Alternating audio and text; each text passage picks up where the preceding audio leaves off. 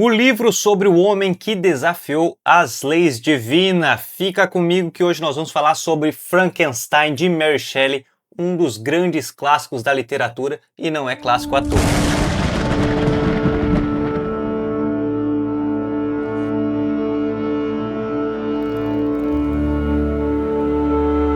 Fala, meus queridos, vamos falar sobre Frankenstein, este personagem tão adaptado na cultura popular, seja na TV, no cinema, nos quadrinhos, também na literatura, transformando esse personagem criado lá em 1818, início do século XIX, pela escritora Mary Shelley. Quero falar que foi estamos ainda no terceiro mês, finalizando o terceiro mês do ano, mas foi, por enquanto, a minha melhor leitura, uma das mais gratas surpresas. Sei que falo bastante disso, seja positivo ou negativamente, grata surpresa, mas esse aqui foi positivo e inclusive tem um dos melhores diálogos que eu já li, e isso a nível total, assim, não é só esse ano. Eu vou falar mais pra frente, tem um dos melhores diálogos que eu já li, inclusive na hora, depois que eu terminei de ler essa parte, comentei com colegas que ainda não leram. Enfim, vamos lá, vamos falar sobre este personagem. Primeiro, contextualizar, foi escrito por Mary Shelley aos seus 20 anos, novíssima, escreveu Frankenstein ou Prometeu Moderno, também já vou explicar em breve por que Prometeu Moderno, e é considerado o primeiro romance de ficção científica da história. Como de praxe, antes de falarmos do livro, vamos fazer uma breve biografia sobre a sua autora, para entendendo a autora, nós também entendemos ainda mais sobre a obra. E tô com a minha colinha para ficar mais fácil e eu não esquecer nenhum detalhe importante. A Mary Shelley era filha de William Goodwin, um filósofo e escritor político, e Mary Wollstonecraft, escritora e pioneira, olha só que interessante, pioneira do feminismo, autora da reivindicação dos direitos das mulheres. A mãe dela faleceu poucos dias após o parto, então ela cresceu sem a mãe, e aos 17 anos, em 1814, faltando apenas 4 anos para ela escrever a sua obra magna, ela fugiu com o poeta Percy Shelley para se casar, para viver este romance, e viveu com ele até o final da vida do poeta, que faleceu antes. Lá na Suíça, em 1816, 2 anos após a fuga, eles já participavam de vários movimentos literários e afins, mas começou um desafio, fizeram um desafio literário, tanto ela quanto o Percy Shelley, onde quem escreveria o melhor texto de horror. E nessa ela escreve Frankenstein ou O Prometeu Moderno, lá em 1818, publicado em 1818. E, gente, é aquilo que eu falei ali, não é clássico à toa. É absurda a qualidade desse texto. É absurda a qualidade desse texto. É muito, muito, muito bom. Contudo, os anos sequentes foram muito difíceis. Ela teve 3 perdas, de 4 filhos, ela teve 3 perdas deles ainda criança. Em 1822, poucos anos também depois da publicação, o marido dela morre afogado na Itália, então ela se torna viúva aos 24 anos. E ela seguiu muito forte sendo uma guardiã, uma protetora das obras do seu marido, e seguiu viva até aos seus 54 anos, quando ela faleceu em 53 anos, quando ela faleceu em 1º de fevereiro de 1851. Ela seguiu ali, continuou escrevendo romances, contos, biografias e preservou muito as obras do Percy Shelley. Ela deixou um legado gigantesco, porque ela foi uma das primeiras mulheres a ganhar uma notoriedade literária na Inglaterra, e isso foi importantíssimo, claro, por conta de uma leva de autores homens e às vezes até mulheres que tinham que botar um pseudônimo masculino para conseguir vender. Mary Shelley quebra essa sequência e consegue ganhar um destaque, uma mulher com destaque na literatura britânica. Por trazer debates sobre ciência, moralidade, humanidade, o duelo com o divino de criar uma vida, e entre outras coisas que eu vou falar aqui no texto, é que o personagem que o livro ganhou uma notoriedade gigantesca e moldou outras obras que vieram, e é aquilo ali que a gente comenta, que o clichê, para se tornar clichê, em um momento ele foi inédito e criou e revolucionou a parte literária. Agora sim, vamos falar sobre a sinopse do livro, para quem não conhece. Um ponto, A curiosidade por ler veio depois de assistir o filme da Netflix, do Guillermo del Toro. Muita gente amou, muita gente não gostou. Eu gostei, achei um ótimo filme. Gostei da história e fiquei curioso. Será que é fiel ao livro? O que tem de diferente? E ele conseguiu adaptar de uma forma muito interessante, mas uma adaptação. Não é 100% igual ao livro, porém traz uma estrutura bem parecida e muitas coisas sim ele conseguiu manter, mas de uma forma diferente, e eu adorei. Então me gerou curiosidade, fui atrás no sebo e encontrei essa edição da editora Príncipes. E eu vou falar, eu não sei se é Príncipes ou Príncipes, mas eu comprei várias edições deles. Eu comprei várias edições porque eu adorei, né? São versões básicas, porque eu tô numa fase que eu já não tô querendo daqueles livros super trabalhadão, sabe? Falo isso com aquele Duna bonitão atrás ali, mas enfim, porque eu quero ler o conteúdo, né? Eu quero ler o conteúdo, então eu fui no sebo e comprei O Mercador de Veneza, O Médico e o Monstro, Hamlet, o próprio Frankenstein, da editora Príncipes, porque eu adorei realmente a versão aqui. Ela é básica e quem quer ir direto ao texto, não aquelas edições trabalhadoras, tem edições lindas do Frankenstein, com ilustrações também muito bonitas. Esse aqui é o texto puro, mas eu gostei demais, inclusive fui até atrás do site da editora, porque gostei dessa versão, uma versão até mais econômica, porque ela foca de fato em entregar o texto. A tradução aqui em especial é do Silvio Antuña, e essa edição aqui é de 2019, então da editora Príncipes, a primeira edição desse clássico aqui da Mary Shelley. Vamos lá para a sinopse da história. Tudo começa com cartas do marinheiro Walton para sua irmã. E lá ele relata as dificuldades de estar chegando em um ambiente muito gelado, como foi difícil conseguir toda a sua embarcação, seus homens e tal, mas ele mostra que aquilo ali é o sonho dele, e nessa narrativa ele diz que viram de longe um ser gigantesco andando de trenó, e aí depois, logo em seguida, um ser mais esguio, magro, ruim, que estava apático, digamos assim, aonde ele chega muito doente e pede socorro. No barco resgatam esse cara. O Walton, que diz não ter muitos amigos, começa a conversar com esse tal médico chamado Victor, da qual ele resgatou. E nesse resgate, Victor começa a contar a sua tragédia até chegar naquele barco, onde ele conta toda a sua infância, como é que ele foi criado, num ambiente de muito carinho, um ambiente rico de muito carinho, onde ele conheceu o grande amor da sua vida, que era praticamente uma criança que a família dele adotou, uma moça que adotaram, então foram criados como irmã, mas virou o grande amor da vida dele, até onde ele foi encaminhado para estudar, investiram muito nos seus estudos, e nesses estudos é onde ele tem a brilhante ideia dessa noção de pesquisar a vida, é onde ele tem essa ideia de criar uma vida. Então, onde ele cria esse monstro com os retalhos.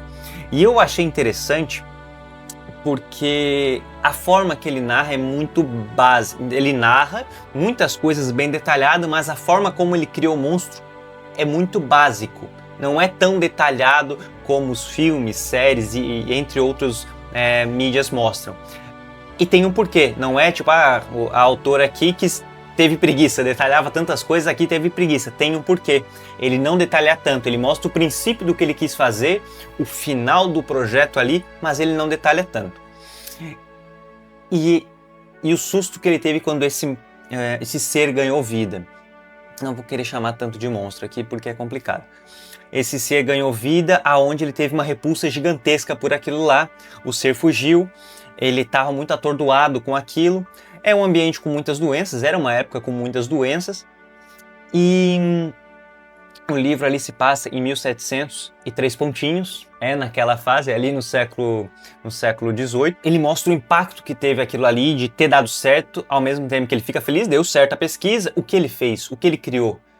E aí começa um dilema muito ético e uma batalha interna sobre compreender tamanho problema gerado. Nisso ele é chamado para voltar lá para sua família por perdas de saúde, entre outras coisas. E nesse retorno, depois de um bom tempo, tem um amigo que vai lá visitá-lo, tal. É de uma animação ele voltar a ver sua família, todos estão muito empolgados, um retorno, porque é muitos anos que Victor está focado nos seus estudos e não conseguia voltar para casa.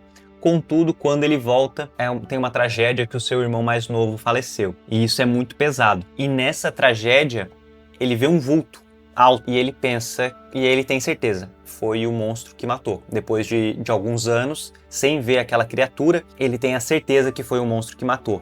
Contudo, todas as provas levam a crer que foi uma amiga que cresceu junto com eles, não a irmã barra par romântico, mas uma amiga que cresceu junto com eles, da qual a Elizabeth, que é essa irmã e par romântico de Victor, tá incrédula, porque era uma mulher que ela amava, tinha como irmã e que estava sempre junto, era uma enfermeira, tratou a mãe, a falecida mãe deles, era considerado da família e ela matou a criança. E as provas levam a crer que foi essa mulher.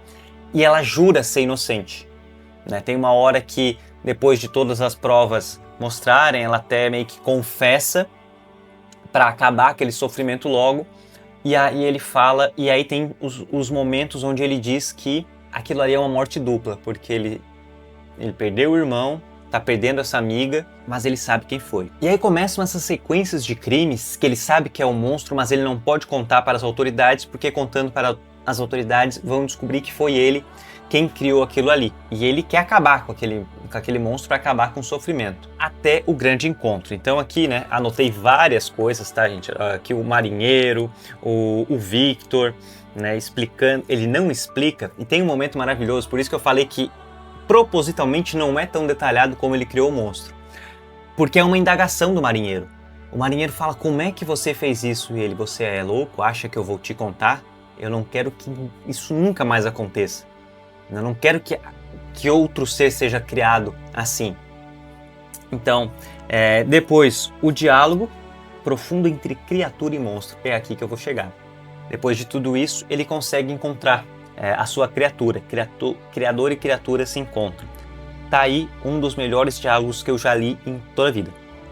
Realmente foi um dos melhores diálogos, absurdamente profundo, porque até então a história nos é contada na versão do Victor. E ele está impregnado de julgamentos, juízos de valor, julgamentos próprios, julgamentos consigo e julgamentos com aquela criatura que o fez sofrer tanto e foi fazendo uma série de crimes com entes queridos de Victor. E agora, num diálogo pesadíssimo, entre acusações, entre denúncias, ele para e ouve a versão da sua criatura. Naquele momento que ele não vai acabar o ódio que ele sente por aquela criatura. Além de nojo, agora ele sente ódio por tudo que a criatura fez, mas ele começa a compreender. Então ele explica, não justifica, ele tem uma leve empatia depois que o monstro, né, a criatura conta a sua versão, contudo o ódio não acaba. E aí a criatura ela vem contar a sua versão, e aqui eu quero abrir um parênteses, porque Frankenstein, não sei se em outros países é assim, tá, gente? Mas interessante, quando a gente fala Frankenstein, no imaginário aqui do brasileiro, já vem o monstro, né? Não vem o médico. A gente fala Frankenstein, vem o monstro de Frankenstein. Muito ainda do cinema dos anos 30, porque é um personagem que está muito forte no imaginário, e o imaginário, né, dos monstros da Universal, maravilhosa franquia, gosto muito dos filmes, ainda vou falar sobre o livro e o filme do Homem Invisível, mas a gente não pensa que Frankenstein é o médico, é Victor Frankenstein. O monstro que a gente tem no nosso imaginário é o monstro de Frankenstein. Não sei se nos outros países é bem separado isso, aqui não. E não justifica, claro, os crimes que o monstro comete, contudo, tem uma diferença, tá? O filme do Frankenstein deixa o Victor pior, um ser humano pior. No livro, ele é um ser humano bom, mas que não é nada bom com a sua criatura. E ele falha, toda a sua falha humana se dá com aquela criatura. Toda a sua bondade vai para o chão e ele se torna a pior pessoa do mundo com aquela criatura. E se ele não fosse daquele jeito com a criatura seria totalmente diferente, não haveria mortes. Porque ela era um ser puro. Ela era um ser puro. Era um ser que ganhou vida, não sabia falar, não sabia comer, ela só sabia caminhar e fazer sons. Ela era um ser totalmente puro, que vê a vida de uma forma linda. E aí a narrativa do monstro é absurdamente bem escrito, gente. Essa mulher era... Cara, o texto é muito, muito, muito, muito bom. As falas do monstro dá vontade de ler de novo, de tão bem escrito que é aquilo ali. É sem igual. E ele mostra o quão puro era o seu coração e a visão de mundo que ele tinha. E ele queria ser amado, ele via, e aí então ele... só que aí, quando ele tem o primeiro contato com alguém, ele é muito maltratado de forma dolorosíssima. É um ser, né, gigante, muito forte, que além de desafiar a criação, desafia as forças humanas, é um ser sobre-humano, mas é um ser que sofre muito, porque ele gera um nojo, as pessoas se assustam, né, com seus retalhos, a sua figura, o cabelo dele é grande, não é nada a ver com aquela figura lá com um parafusinho e tal, né, dos filmes, né, é um ser retalhado, alto, magro, cabeludo. Isso, o filme foi muito fiel. E o filme, o novo. E aí ele é maltratado, ele se esconde, ele tem o primeiro contato com fogo, é muito legal isso, o primeiro contato com fogo, onde ele se queima, é o primeiro momento que ele come, que ele vai descobrindo a vida, ele se esconde num local onde ele conhece uma família, e aí vai aprendendo a falar, aprendendo a ler, vendo essa família, mas sempre escondido, porque ele já sofreu demais, ele tem medo de como vai ser a reação, ele sofrer novamente aquilo. Então ele começa a aprender tudo observando aquela família. A falar, a se portar, geografia, matemática, ele realmente aprende só observando, né, os pais e os avós ensinando as crianças. E aí, à noite, ele vai lá e leva coisas para aquela família, né? Ele é visto como o espírito da natureza está ajudando aquela família. Depois ele conhece o senhor é cego, e aí ele vai, começa a conversar com o senhor.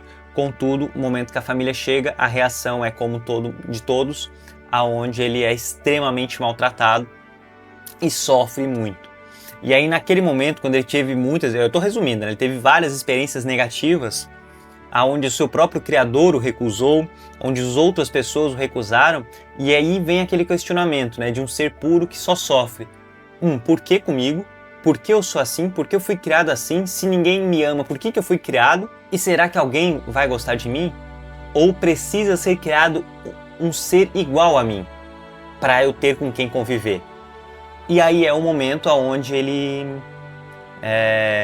primeiro ele jura que vai se vingar do Victor, né, do Frankenstein. Ele descobre o endereço dos Frankenstein, então tipo, ele vai achando que o Victor mora lá, mas é o pai do Victor e sua família. E aí ele vai lá e aí ele começa todos os assassinatos. A forma que ele mata o irmão mais novo também tem uma pegada mais dramática, mas eu não vou contar. Tudo é dramático, né? Mas também não foi só chegar lá e matar uma criança. Pelo contrário, teve todo um contexto, mas eu não vou contar aqui. Leia. E aí ele pede pro Victor criar a noiva de Frankenstein, que também é um personagem que é bem icônico nos cinemas, quadrinhos e afins. Contudo, o Victor promete, né, para que cesse os assassinatos. O monstro dá um prazo, ele vai acompanhando, ele tá de longe, mas ele segue acompanhando. E nisso tem a subtrama ali do casamento do Victor com Elizabeth. Claro, eles se amam, mas também foi um pedido do pai de Victor. E ele sabe que ele tem que criar a noiva, mas ele não consegue, ele tem repulsa, ele tem nojo do monstro e ele não quer fazer aquilo de novo, porque ele sabe que ele vai ter nojo. Ele não consegue. E aí começa esse embate, essas grandes perdas, essas lutas, e até chegar o final do livro, que aí eu não vou contar. Só queria chegar até o diálogo. Eu sei que no final tem um diálogo. No final tem um diálogo também muito bom com a criatura e o marinheiro Walton. Também é muito legal, porque o marinheiro ele até entende a criatura, porém ele se apegou à versão dita pelo Victor. O Victor, ao no momento de sua morte, que ele já tá muito debilitado, ele já estava doente, porque na criação do monstro ele não comia e tal, ele já foi encontrado bem doente.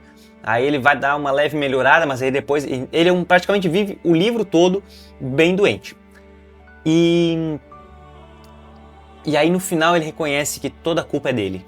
Toda a culpa é dele, assim. Porém, o Walton perde um grande amigo, né? Como ele falava, ele não tinha amigos até chegar ali. O Victor ajuda ele na tripulação, ajuda ele a motivar os marinheiros e tudo mais. E então tem um apego muito forte ali. E o monstro não fica... não é que ele se arrepende, mas ele sabe o que ele fez e não fica feliz com o que ele fez. O foco dele era fazer o Victor sofrer. Então, como o Victor fez ele sofrer. Depois daquilo, acabou. Ele vai para um canto e vai ficar recluso. É isso que ele diz, assim. E é um final, eu até anotei isso, porque não é um final maravilhoso, né? Não é, acabou todo mundo feliz ou acabou todo mundo triste. Ele é um final crível. Ele é um final justo. Depois de todo aquele drama, toda aquela situação muito bem escrita e muito bem contada, é um final justo.